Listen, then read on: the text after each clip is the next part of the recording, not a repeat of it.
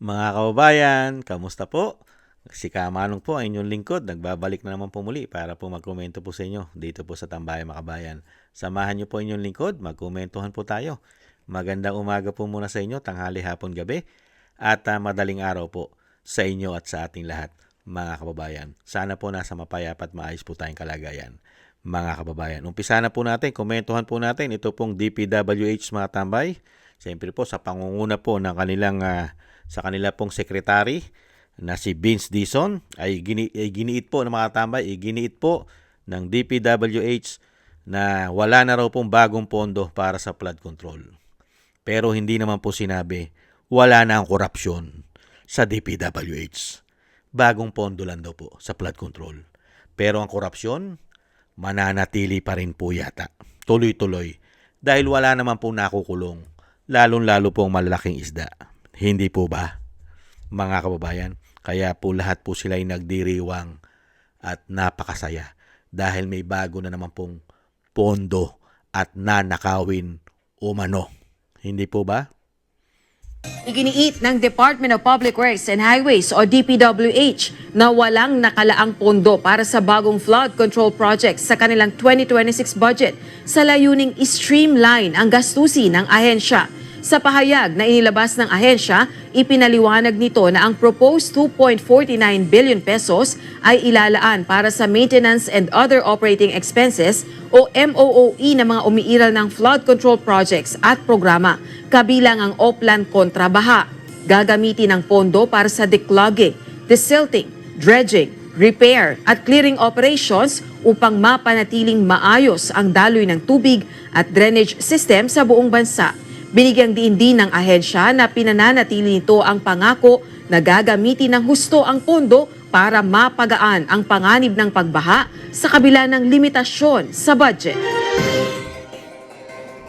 Di lalo na mga tambay, gagamitin daw po. Alam naman po natin yung pag sinabing MOOE, katulad po sa Kongreso at sa Senado, hindi ba? Sa House of Representatives at Senado, pag sinabing mga MOOE, mga extraordinary, di ba? Liquidation by certification lamang. Hindi kaya, ganyan din po kaya sa DPWH, mga kababayan, at gagamitin daw po nila sa mga maintenance.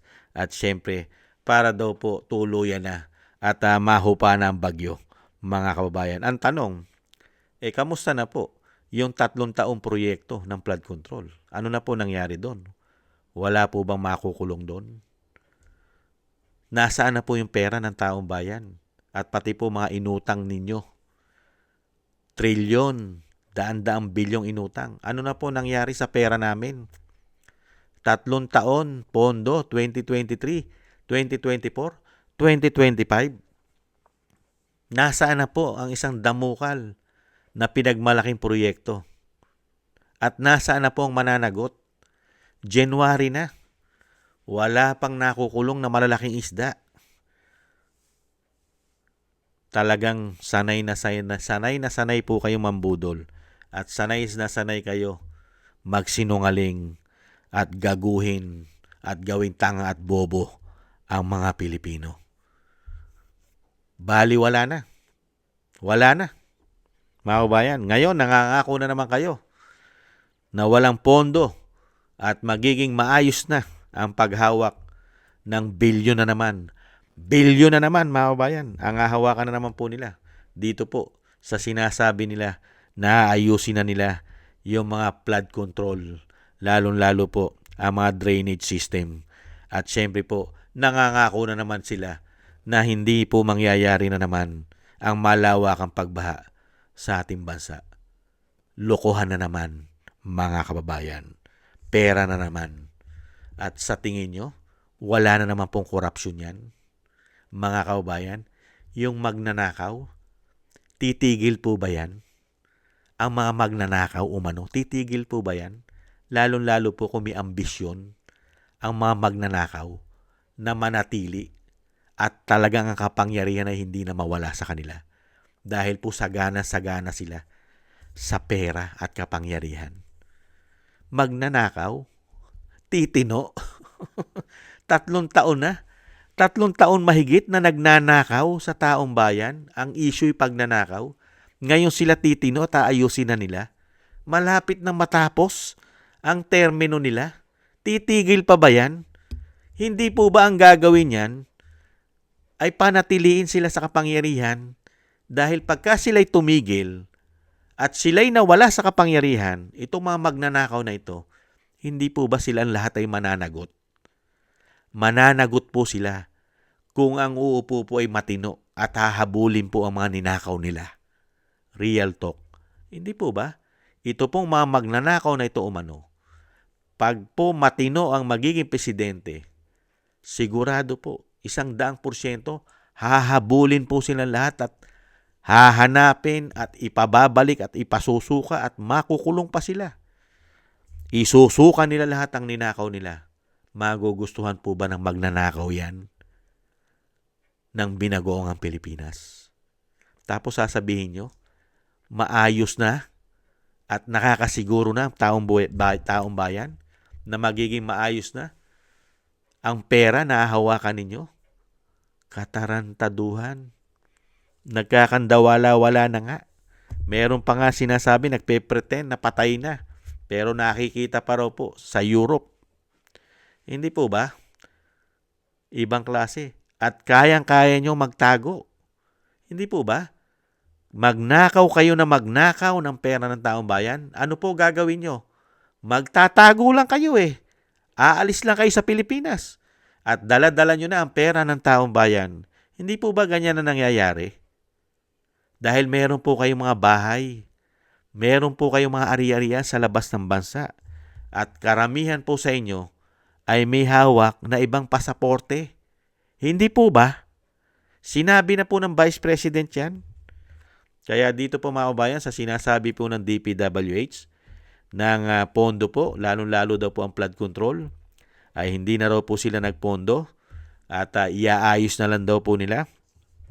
Ang sinasabi po na dapat ayusin, pero bilyon-bilyon na naman po ang hawak na naman nila sa mga maintenance, ang mga MOOE nila, at gugugulin daw po ang pera na bilyon-bilyon para i-maintain na lang ang dapat i-maintain. Ang tanong, ano po ba ang dapat i-maintain? Ang pagnanakaw o yung sinasabing trabaho? Sanay na nga po silang mamatay ang Pilipino eh. Ilang Pilipino na po ang namamatay magmula po nung inumpisahan nila ang kanilang proyektong flood control. Hindi po ba napakarami, mga kababayan?